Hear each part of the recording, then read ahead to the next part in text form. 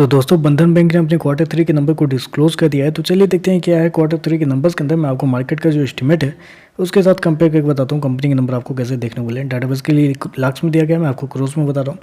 पिछले क्वार्टर की बात करें तो पिछले क्वार्टर में कंपनी का टोटल इनकम जो कंपनी ने जनरेट किया था अप्रोक्सीमेटली बोल सकते हैं 5,032 करोड़ के आसपास। पिछले साल 4,840 करोड़, जबकि अभी देखें तो बढ़ के 5,210 करोड़ के आसपास कंपनी का जो टोटल इनकम है वो आपको बढ़ता हुआ देखना। तो साल दर साल देखें तो साल दर साल कंपनी के टोटल इनकम के अंदर एक अच्छी खासी तेजी आपको देखने मिली। अप्रोक्सीमेटली बोल सकते हैं 9% के आसपास का जंप आपको देखने मिला है साल दर साल। वहीं अगर क्वार्टर क्वार्टर जाते हैं तो क्वार्टर क्वार्टर भी कंपनी के टोटल इनकम के अंदर ऑलमोस्ट 3% के आसपास की तेजी है। तो क्वार्टर क्वार्टर साल दर साल कंपनी का जो टोटल इनकम है वो आपको बढ़ता हुआ देखने को मिला। इंटरेस्ट इनकम की बात करते हैं, पिछले क्वार्टर में 4,491 करोड़ जनरेट किए थे, पिछले साल 3,807 करोड़, जबकि अभी देखें तो 4,665 करोड़ के आसपास आपको देखने को मिल रहा है। तो कंपनी का इंटरेस्ट इनकम भी देखें तो आपको साल दर साल क्वार्टर क्वार्टर बढ़ता हुआ देखने को मिल रहा है। चलिए कंपनी का एक्सपेंडिचर यानी कि खर्चे क्या है वो देखते हैं।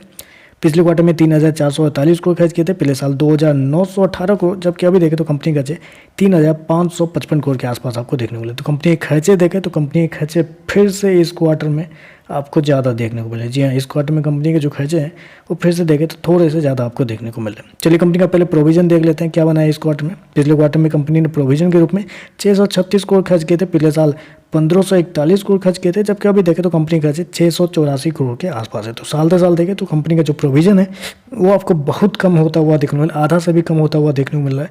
वहीं अगर क्वार्टर क्वार्टर जाते हैं तो क्वार्टर क्वार्टर कंपनी के प्रोविजन के अंदर फिर से 8% के आसपास की तेजी है। तो कंपनी का प्रोविजन जो है वो पिछले क्वार्टर के मुकाबले बढ़ता हुआ देखने को मिला है, जो कि यहाँ पे निगेटिव है। चलिए कंपनी का नेट प्रॉफिट क्या निकलता है वो देखते हैं। पिछले क्वार्टर में कंपनी का प्रॉफिट 721 करोड़ के आसपास, पिछले साल 290 करोड़, अभी देखें तो बढ़ के 732 करोड़ के आसपास कंपनी का जो प्रॉफिट है वो आपको देखने को मिल रहा है। तो साल दर साल देखें तो साल दर साल कंपनी के प्रॉफिट के अंदर एक अच्छी खासी तेजी आपको देखने को मिला है। क्यों देखने को मिली वो ऑलरेडी आपको पता ही है कि कंपनी का प्रोविजन पिछले साल बहुत ज़्यादा था, इस वजह से कंपनी का जो प्रॉफिट है आपको इस क्वार्टर में आपको ज़्यादा देखने को मिला। तो साल दर साल देखें तो साल दर साल कंपनी का जो प्रॉफिट है डबल से भी ज़्यादा होता हुआ देखने को मिला है। 130 या 40% के आसपास की तेजी है। वहीं अगर क्वार्टर क्वार्टर जाते हैं तो क्वार्टर क्वार्टर भी कंपनी के प्रॉफिट के अंदर ऑलमोस्ट 1 से 1.5% के आसपास की तेजी आपको देखने को। तो क्वार्टर क्वार्टर साल दर साल कंपनी का जो प्रॉफिट है वो आपको बढ़ता हुआ देखने को मिला। चलिए कंपनी का एनपीए ईपीएस क्या वो देख लेते हैं। तो देखिए ईपीएस की बात करें, पिछले क्वार्टर में 4.47, पिछले साल 1.81, अभी देखें तो 4.55 के आसपास है। तो ईपीएस के अंदर भी एक अच्छी खासी तेजी है क्वार्टर क्वार्टर साल दर साल दोनों। चलिए कंपनी के एनपीए देख लेते हैं, क्योंकि एनपीए सबसे जरूरी होता है किसी भी कंपनी बैंक के लिए। 7.15 पिछले साल था, अभी देखें तो 7.02 के आसपास है, जबकि पिछले क्वार्टर में 7.32। तो यहाँ पे कंपनी ने बहुत अच्छा किया है। कंपनी का एनपीए देखें तो साल दर साल क्वार्टर क्वार्टर कम होता हुआ देखने को मिला है।